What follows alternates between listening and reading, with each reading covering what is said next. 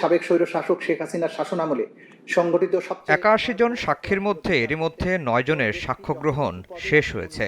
তাদের জেরা করেছেন শেখ হাসিনা ও কামালের পক্ষে রাষ্ট্রনিযুক্ত আইনজীবী। কিন্তু সাবেক পুলিশ মহাপরিদর্শক চৌধুরী আব্দুল আল মামুনের আইনজীবী কোনো সাক্ষীকেই জেরা করেননি। পুরোটা সময় কাঠগড়ায় নিশ্চুপ বসে থাকতে দেখা গেছে মামুনকে।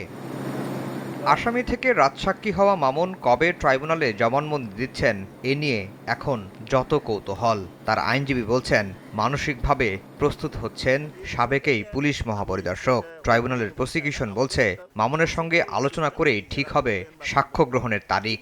আমরা ওনার সাথে আলোচনা করে ঠিক করবো।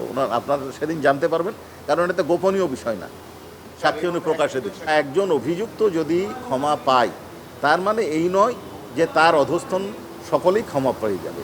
এদিন শেখ হাসিনা, আসাদুজ্জামান খান কামাল ও চৌধুরী আব্দুল আল মামুনের বিরুদ্ধে ৪ জন সাক্ষ্য দিয়েছেন। এর মধ্যে ২ জন উত্তরায় হত্যাযজ্ঞের ঘটনায়, একজন আশুলিয়ায় লাশ পোড়ানো এবং আরেকজন খুলনায় মানবতাবিরোধী অপরাধের ঘটনায় সাক্ষ্য দিয়েছেন।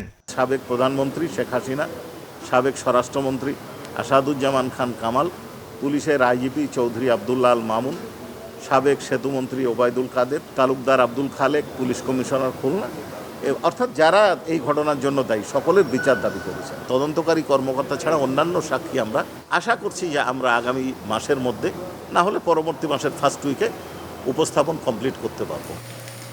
এদিকে রামপুরা, মোহাম্মদপুর, যাত্রাবাড়ি, গাজীপুরের কোনাবাড়ির আলাদা ৪ মামলায় ১৫ জন আসামিকে ট্রাইব্যুনালে হাজির করা হয়। প্রসিকিউশনের সময় আবেদনে এসব মামলা তদন্ত রিপোর্ট দাখিল পিছিয়ে দিয়েছেন ট্রাইব্যুনাল।